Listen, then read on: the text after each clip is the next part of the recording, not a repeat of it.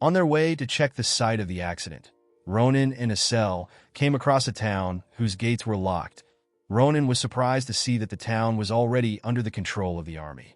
At the front of the gate were two beastmen who appeared to be guards. Some merchants were trying to talk to the beastmen. Ronan was surprised to see that a beastman unit was guarding the gate instead of regular guards. One of the beastmen asked everyone to return. He told them that the gate is off-limit to everyone except authorized people. He asked them to take another route or stay where they are for the day. He revealed to them that the order came from the commander of the elite Imperial Army. He explained to them that Sir Jaipa Turgung is currently subjugating monsters. Our boy and Asel were shocked to hear that Jaipa was in the area. Our boy immediately remembered that Jaipa is the commander of the strongest elite unit of the Empire. He's the one who defeated Neighbor Rose, and Rose is the best swordmaster in the Empire. He is known as the Sword Saint. Asel could not believe that the Sword Saint would actually come to the mountains. She asked Ronan if the situation is actually quite serious. Our boy explained to the girl that it is impossible for the strongest elite unit of the Empire to come to the mountains because of a mere monster rampage. Ronan immediately realized that his suspicion was correct. He was certain that the rampage had something to do with Nebula Clagier. Our boy turned his horse around and asked Asel to get ready to use her telekinesis.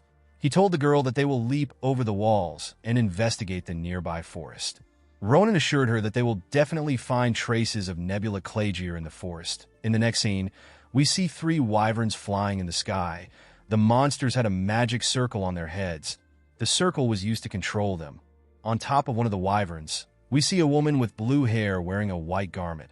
It was the same garment which members of Nebula Clagier wore.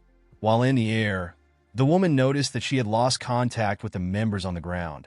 She remembered that the members were ordered to be on standby until the operation begins. The woman became nervous when she noticed that she could not contact the members. She wondered if a variable had appeared in their plan. She realized that she had to take some measures in order to take care of the variables. The woman quickly removed this idea from her head. She remembered that the wyverns were the most important part of the operation. She believed that it would be stupid for her to needlessly get involved in any issue that will damage their forces. She was certain that Lord Veron will never forgive her if the mission fails. She decided to move to the route which was chosen.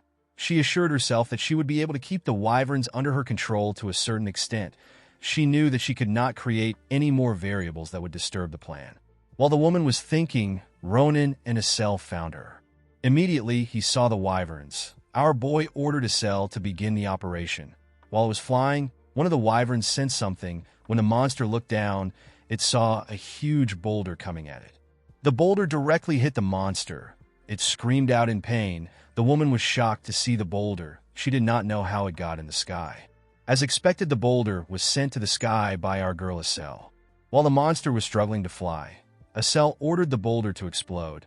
Immediately, she said this. The huge boulder exploded and pieces of rocks were sent flying.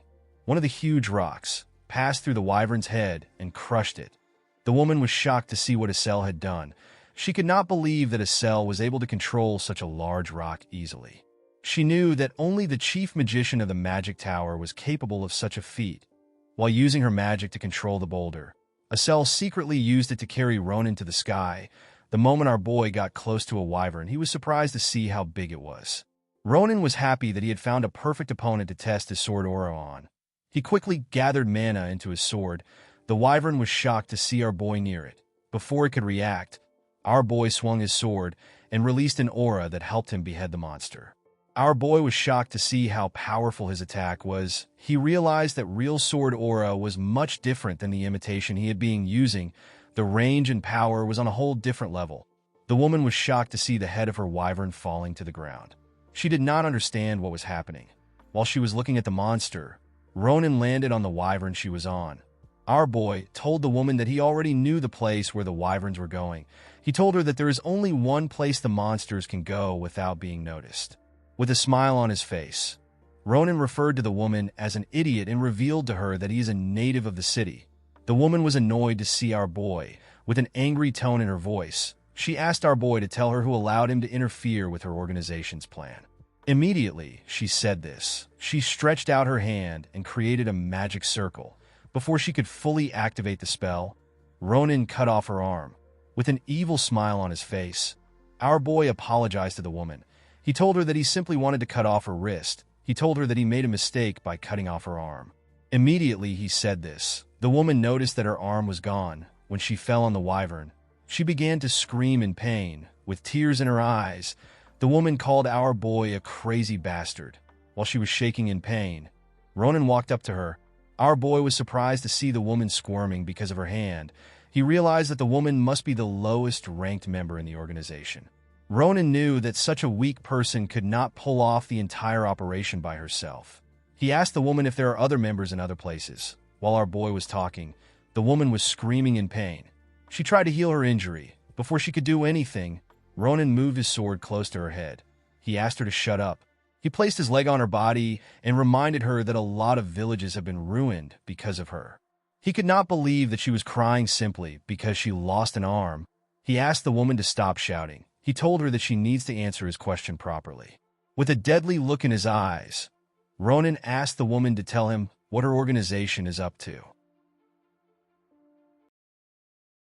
Guys, we have come to the end of our video. If you guys want the next part, you know what to do. Don't forget to like and smash that subscribe button for more recaps. See you guys later.